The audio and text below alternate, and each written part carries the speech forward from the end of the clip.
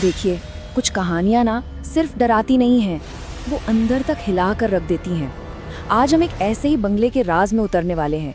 एक ऐसी जगह जहाँ एक आत्मा इंसाफ के लिए भटक रही थी और एक माँ की ममता उसे सुनने के लिए तड़प रही थी। तो ये सिर्फ कोई आम हॉरर स्टोरी नहीं है, यकीन मानिए, ये उससे कहीं ज्यादा गहरी है। कहानी की जो मेन कैरेक्टर है रजनी, ये शब्द उनके हैं और ये सिर्फ एक सवाल नहीं है, बल्कि उनके अंदर का गहरा दर्द है। असल में यही वो दर्द है जो इस पूरी कहानी की नींव बनता है और उन्हें एक ऐसे रास्ते पर ले जाता है जिसकी उन्होंने कभी कल्पना भी नहीं की थी। हर कहानी की शुरुआत कहीं ना कहीं एक फैसले से होती है। रजनी और मुकुल के लिए ये फैसला उम्मीद और निराशा के बीच का एक जुआ था, एक ऐसा दाव जिसने उनकी जिंदगी हमेशा हमेशा के लिए बदल दी। तो रजनी और मुकुल, इनके दिल में बस एक ही ख्वाहिश है, एक बच्चे की। लेकिन सोचिए जरा, 5 साल का लंबा इंतजार। इस इंतजार ने उनके सपने पर एक बहुत बड़ा बोझ डाल दिया था। और ये सिर्फ कोई मेडिकल प्रॉब्लम नहीं थी, नहीं, ये एक ऐसा मेंटल प्रेशर बन गया था जो धीरे धीरे उनके रिश्ते पर, उनकी हर छोटी बड़ी खुशी पर हावी होता जा रहा था। और इसी निराशा में वो एक बहुत बड़ा कदम उठाते हैं। शहर की भागदौड़, लोगों के सवालों से दूर, एक नई शुरुआत की उम्मीद में। रजनी का अपनी नौकरी छोड़ देना ये सिर्फ एक फैसला नहीं था, ये एक बहुत बड़ा बलिदान था। ये दिखाता है कि वो अपने सपने के लिए कुछ भी करने को तैयार थी। तो अब कहानी एक ऐसे मोड़ पर आ जाती है जहां रजनी और मुकुल का भविष्य एक अनजाने अतीत से टकराने वाला था। कहानी का जो असली किरदार है वो रहस्यमयी बंगला अब पिक्चर में आता है। लोनावला पहुंचते ही पहली ही नजर में रजनी को उस बंगले से एक अजीब सा कनेक्शन महसूस होता है। ये बस कोई पसंद नहीं थी, ये एक पुकार जैसी थी, एक ऐसा खिंचाव जिसे वो समझ नहीं पा रही थी। ऐसा लग रहा था मानो वो घर उसे बरसों से जानता हो और उसे भुला रहा हो। और फिर तो चीजें इतनी आसानी से होती चली गईं कि शक होने लगता है। घर का मालिक मिस्टर शाह अचानक से मिल जाते हैं, किराया भी इतना कम कि यकीन ना हो, सब कुछ इतना परफेक्ट, इतना आसान कि ऐसा लग रहा था जैसे ये सब पहले से ही तय किया हुआ था। एक बेचैन कर देने वाली आसानी थी ये। यहीं से उम्मीद की एक नई किरण और एक अनदेखे साए का खेल शुरू होता है। एक तरफ रजनी की सूनी गोद भरने की उम्मीद जगती है, तो वहीं दूसरी तरफ बंगले के गहरे राज भी सामने आने लगते हैं। बहुत जल्द बंगले का सन्नाटा टूटने लगता है। पड़ोसियों की हैरान नजरें और घर के अंदर हर पल किसी के होने का एहसास।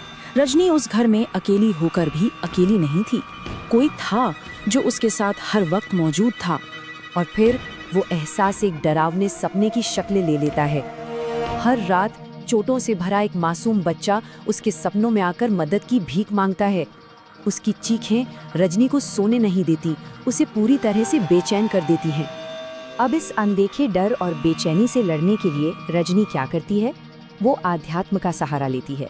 अपनी सास की सलाह पर वो मन की शांति के लिए पूजा शुरू करती है, बस इसी उम्मीद में कि शायद इससे उसे अपने सवालों के जवाब मिल जाएं।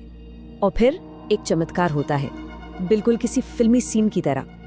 पूजा के 7वें दिन खत्म होते ही रजनी को वो खबर मिलती है जिसका उसे 5 सालों से इंतजार था। वो माँ बनने वाली थी। ऐसा लगा जैसे उसकी प्रार्थना सीधे सुन ली गई हो। और रजनी की प्रेगनेंसी की खबर के साथ ही घर का माहौल भी अचानक बदल जाता है। अब सपनों में आने वाला वो लड़का दर्द से चीखता नहीं है, बल्कि एक शांत नजरों से रजनी को देखता रहता है। ऐसा लगता है जैसे वो उसे डरा नहीं रहा, बल्कि उसकी और आने वाले बच्चे की हिफाजत कर रहा हो। अब हम कहानी के उस क्लाइमैक्स पर पहुंच गए हैं जहां सारे रहस्य, सारी उम्मीदें और सारे डर एक ही तूफानी रात में आकर टकरा जाते हैं। एक ऐसी रात जो कई जिंदगियों का फैसला करने वाली थी। जरा इस सीक्वेंस पर ध्यान दीजिए। बाहर जोरदार तूफान, रजनी को लेबर पेन शुरू होता है। अस्पताल जाते वक्त आंगन का वो विशाल पीपल का पेड़ धड़ाम से गिर जाता है। आधी रात को मुकुल पेड़ हटाने आता है तो जड़ों के नीचे एक कंकाल मिलता है और अगले ही पल फोन बजता है कि उसे बेटा हुआ है। एक तरफ एक नई जिंदगी, दूसरी तरफ एक मौत का राज। ये सिर्फ एक इत्तेफाक तो नहीं हो सकता था ना, है ना? इस भयानक संयोग को देखकर मुकुल का दिल दहल जाता है। उसे ये एहसास हो जाता है कि ये घर सुरक्षित नहीं है और वो उसी पल फैसला कर लेता है कि अपने बच्चे और रजनी को इस घर के साये से भी दूर रखेगा, कभी वापस नहीं लाएगा। और तभी उस तूफानी रात के अंधेरे में कहानी में एक और ट्विस्ट आता है। मिस्टर शाह सामने आते हैं और एक ऐसा सच उगलते हैं जो किसी के भी पैरों तले जमीन खिसका दे कि उन्होंने दौलत के लालच में अपने ही बेटे की हत्या कर दी थी। और यहीं पर कुदरत का इंसाफ देखने को मिलता है, जिसे हम पोएटिक जस्टिस या काव्यात्मक न्याय कहते हैं। पछतावे की आग में जलते हुए मिस्टर शाह वो बंगला रजनी के नवजात बेटे के नाम कर देते हैं और खुद को पुलिस के हवाले कर देते हैं। सोचिए, जिस संपत्ति के लिए उन्होंने अपने बेटे को खोया, वो संपत्ति एक दूसरे बेटे को मिल गई। कहानी यहाँ खत्म हो सकती थी, बिल्कुल, लेकिन पहेली का एक आखिरी और सबसे जरूरी टुकड़ा अभी बाकी था। एक ऐसा टुकड़ा जो इस पूरी कहानी का मतलब ही बदल देने वाला था। उस खौफनाक रात के बाद भी रजनी उस घर को छोड़ नहीं पाती। वो मुकुल को मना लेती है और वे वहीं रह जाते हैं। धीरे धीरे जिंदगी पटरी पर लौट आती है।